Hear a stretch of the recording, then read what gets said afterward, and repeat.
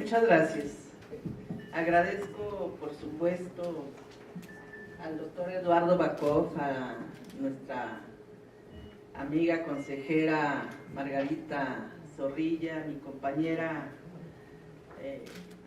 de la Comisión de Educación, Adriana Ortiz, y por supuesto al licenciado Miguel Ángel Romero, que nos permitan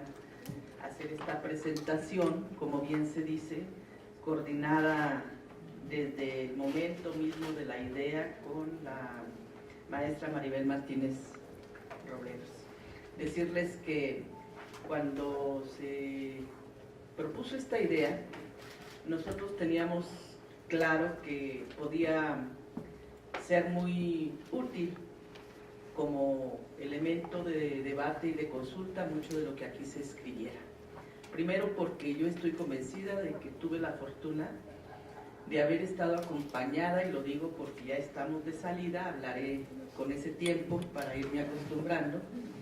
de haber estado acompañada de las mejores diputadas y diputados, porque es una comisión en la que difícilmente puedan discutir de manera precisa y clara las aristas del concepto de educación desde una posición política. La verdad es que en el debate terminas aterrizando las ideas en el concepto genuino del interés de la educación de nuestros niños, niñas y adolescentes en función de lo que este México requiere. Decir que la educación es una palanca de desarrollo puede ser un cliché, pero a ser posible que una comisión tan diversa y tan plural haga propio de su trabajo esta idea fue realmente excepcional y nos permitió caminar en todas las diferencias con muchas cosas en común. Y eso hizo posible que pudiéramos participar desde diferentes vertientes de la política, pero también desde diferentes ámbitos, como bien lo señala el licenciado Romero Miranda, desde la Secretaría de la NUYES con el doctor Jaime del Vals y las legisladoras que ustedes ya tienen la revista y a la mano y pueden identificar. Pero no solo eso, una de las instancias que han jugado un papel preponderante en lo que se conoce como la reforma educativa, que es el Instituto Nacional de Evaluación Educativa, participa con una visión muy clara de lo que a ellos les ha tocado hacer en esta ruta.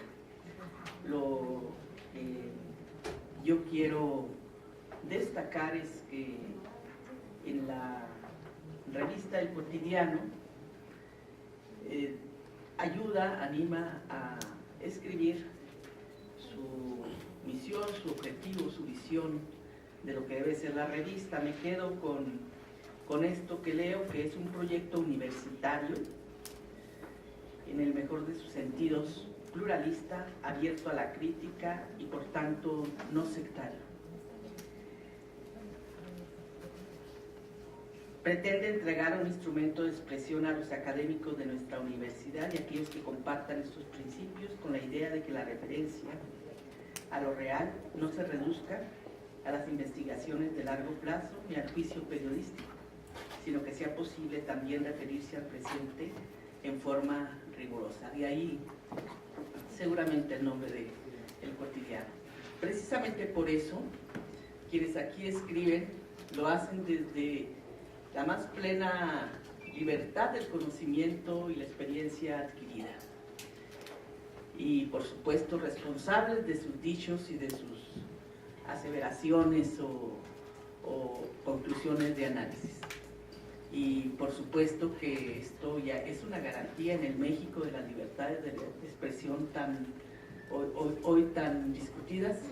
y con una prensa que ha sido asediada no solo en términos discursivos, sino físicamente a través de aquellos que han quedado en el camino, dicho de la manera más dura, pero expresado en términos reales, reconocido por organismos internacionales y nacionales de derechos humanos como un proceso muy difícil en términos de rendición de cuentas sobre los periodistas en este país, que son un referente de la libertad de expresión. Decía, para que no nos empecemos a poner nerviosos, que iba a hablar de lo que aquí se escribe, pero en realidad, como hay algunos de los ponentes que hablan más claramente de lo que dicen, no los voy a interpretar, solo diré que los textos que aquí se presentan son de Eduardo Bacop, de Gilberto Guevara Niebla, de Jorge Hernández Uralde y Andrés Eduardo Sánchez Moguel, en algo que ellos concentraron como un tema que se refiere al aprendizaje al término de la educación media superior en México, en el que se sintetizan los principales resultados del estudio realizado por el Instituto Nacional para la Evaluación de la Educación en 2017, conforme al Plan Nacional para la Evaluación de los Aprendizajes para el nivel de educación media superior. Y quiero decirles que todas las evaluaciones, porque es el organismo autónomo que realiza todas las evaluaciones en materia educativa, desde las pruebas directas a los alumnos, las diversas que aplican en los diversos ámbitos urbanos, rurales, desde las condiciones de las aulas, desde los ámbitos en los que se desempeñan los docentes, las evaluaciones mismas de los docentes. Es una riqueza impresionante de datos estadísticos con que cuenta este organismo, que son pocas veces consultadas. Y como bien se dice, debería de haber mayores espacios de divulgación de esto que ellos han venido científicamente elaborando. Porque una cosa es que a partir de los datos yo pueda decir las cosas, y otra cosa es la búsqueda de los datos que ellos hacen directamente para el manejo de las estadísticas, que posteriormente son manejadas en diferentes ámbitos y que pueden ser, dicho hasta hoy, uno de los referentes científicos más importantes para aquellos que el ámbito del tema educativo es su materia de trabajo, al que pueden hacer referencia. Yo les invito a que entren a los archivos, a las páginas, y que hagan suya mucha de la información que permite decir cómo y por qué en México está la educación así, y encontrarán que no es muy difícil llegar a decir qué tiene que hacerse para que deje de estar. La última investigación concluye de manera muy clara, así lo expresa el INE, en la gran brecha que se da entre la educación que reciben los que más tienen, y que suele ser la mejor, y por lo tanto tienen más acceso a los mejores conocimientos, y la educación de los muchos que menos tienen, y que es la peor educación. Y esa brecha habla de una inequidad que en este país no ha podido reducirse. Los esfuerzos seguramente no han sido los pertinentes, no han sido los suficientes, pero en realidad en México siguen teniendo mejores condiciones de educación los que más tienen, y siguen teniendo las más peores condiciones de educación los que menos tienen. Si hablamos en términos de lo que el presupuesto debiera de ser, en términos de justicia, estrictamente debiera de ser aplicado al revés, para poder compensar las inequidades. Y aquí están todos los que vienen del medio indígena, y están todos los que vienen de los sectores de los deciles más pobres del país. Y en este margen en estas circunstancias sobre la que se desarrolla la educación en este país, es de lo que se habla en esta revista, y los datos,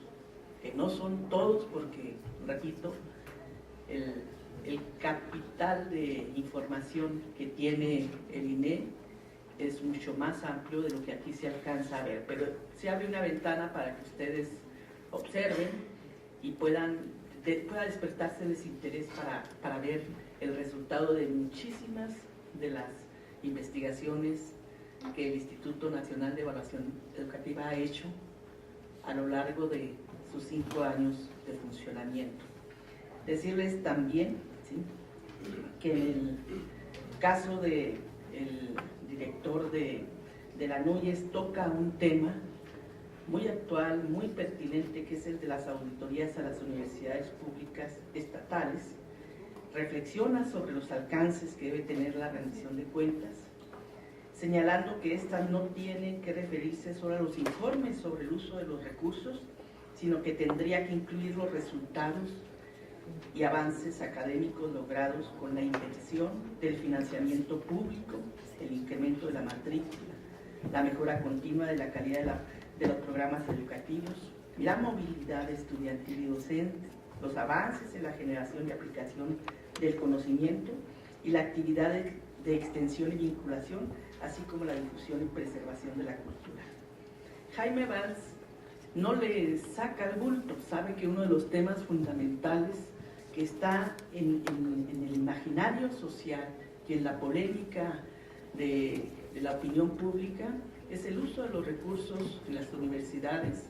y la manera en la que se elaboró una imagen muy perniciosa y de manera injusta para todas, porque se concentró solo en algunas de lo que se llamó la estafa maestra, pero que aquí, de manera muy clara, quien es el director de la NUYES, dice cómo y de qué manera debiera de atenderse y corregirse, ¿sí? Y repito, de manera injusta se generan prototipos que no incluyen a todas las universidades y yo lo reconozco, lo hemos dicho todas las diputadas y diputados al menos de la Comisión de Educación,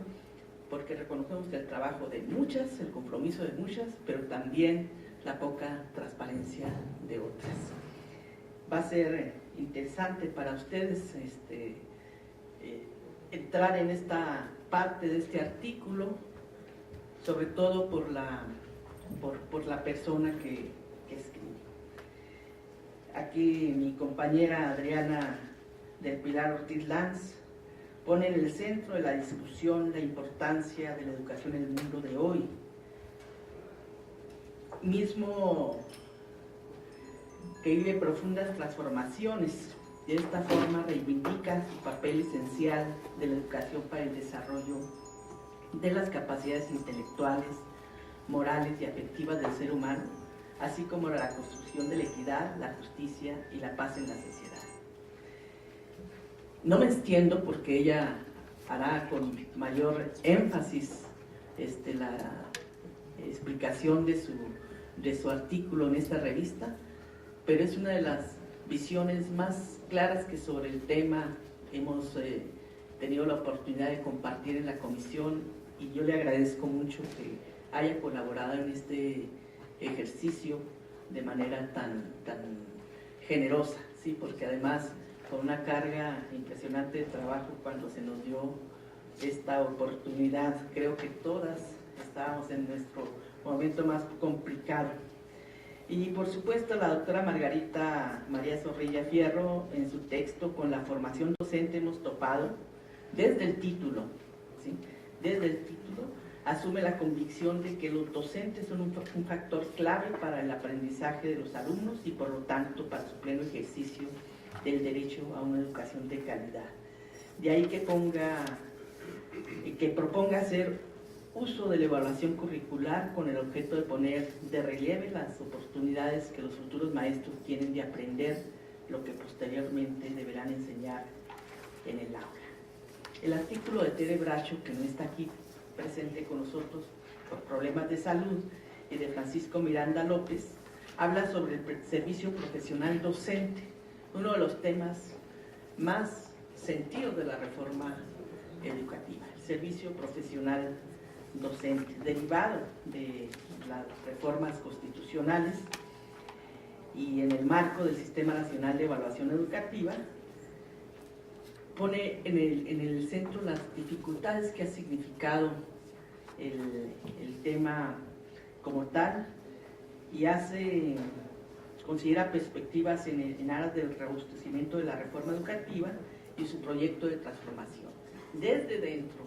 de quienes tienen claro cómo está el asunto, señalan cuáles son las dificultades que hoy en día la reforma educativa en todas sus vertientes presenta. Por otro lado, ahí está la diputada Sharon María Teresa Cuenca Ayala, que nos habla de los desafíos y avances de la educación en México en el siglo XXI y da un panorama general de los retos y alcances de la educación en México en el siglo XXI. Para ello se describen los cambios derivados de la reforma educativa, su impacto en la construcción de un nuevo modelo educativo y algunas acciones de la política pública, como la Estrategia Nacional de Inglés, el modelo de formación dual y el sistema de formación educativa. Nuestra compañera Rocío Matezán, también diputada, centra su artículo sobre las actividades de la Cámara de Diputados vinculadas con el programa de Escuelas al 100, lo que comúnmente se conoce como las actividades fundamentales del INIFES, del Instituto Nacional de Infraestructura Educativa. Ella coordina en la Comisión de Educación, precisamente la subcomisión de Escuelas al 100, y tiene mucha claridad sobre la aplicación de los recursos para infraestructura, cuáles son las deficiencias que se tienen hoy en día, cómo funcionó el programa de bebederos, en qué se quedó corto. Hace un análisis muy interesante, cruzando esos datos con los que el INIFED pudiera darnos una idea muy precisa de cómo está la infraestructura educativa en nuestro país y cuáles son los principales retos que hoy en día se tienen. Por último, quien les habla escribió sobre retos y perspectivas de la educación desde el quehacer legislativo. Intenté hacerlo más en mi calidad de presidenta de la comisión, pero debo pedir una disculpa porque ya una vez que me releo en lo que escribo, sé que hay algunas diferencias con varios de mis compañeros diputados y diputadas, pero uno tiene que, en el camino de los más de 2 años de la legislatura, ya cerrando esta, hacer un balance o tratar de hacer un balance de lo que le tocó vivir en uno de los temas más importantes que este país ha logrado impulsar, como es la llamada reforma educativa. En este sentido, decirles que entendiendo que los temas de la reforma educativa pretendían como objetivos elevar la calidad de la educación básica, incrementar la matrícula en la educación media superior y retomar el control o asirse de lo que es la rectoría de la educación, el Estado tuviera esa garantía sobre la rectoría de la educación. Yo sostengo que los dos primeros, el tema de la calidad de la educación y el aumento de la matrícula en la educación media superior, son temas muy claros, precisos, con un método muy técnico para hacer posible. Sin embargo, el tercero resultó un tema muy polémico, muy politizado y muy complicado, porque toca los intereses de los grupos sindicales diversos que en materia de rectoría de la educación se habían hecho de decisiones que en el sentido estricto de la institucionalidad de este país corresponden al Estado. De ahí que el modelo a seguir de la evaluación docente toca una de las fibras más sensibles, que es los derechos laborales en términos de la permanencia de los mismos. Hablamos de eso, hablamos de las dificultades de la evaluación de los docentes, hablamos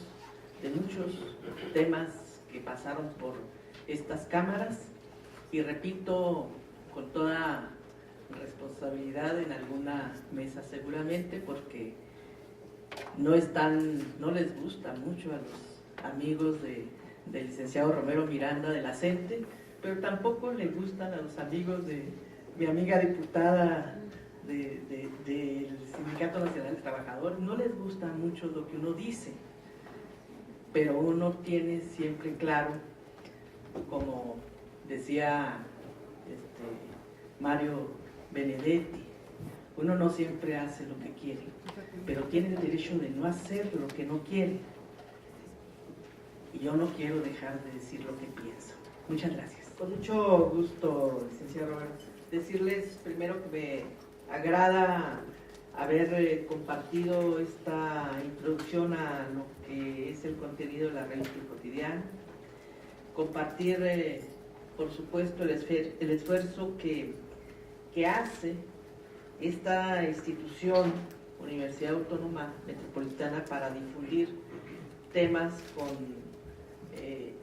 especialización, con expertise, como luego dicen las feministas, hacer del trabajo legislativo y del trabajo académico y del trabajo de otros actores y actoras que escriben aquí un conjunto de esfuerzos que ponemos en manos de quienes lo van a leer, primero con muchísima responsabilidad, que así fue como se asumió esta invitación, y segundo con mucho gusto que la Comisión de Educación por primera vez haya participado en la coordinación de un esfuerzo de esta naturaleza. Agradecerle, no está por aquí, siempre se para allá enfrente, cuando uno lo busca no está, a Juan Carlos Solís, que por parte de la comisión hace posible que en coordinación con Maribel fluyan las cosas. Decirles que nos gustaría mucho conocer sus opiniones, pero como no es una ponencia de debate, un aplauso para Carlos.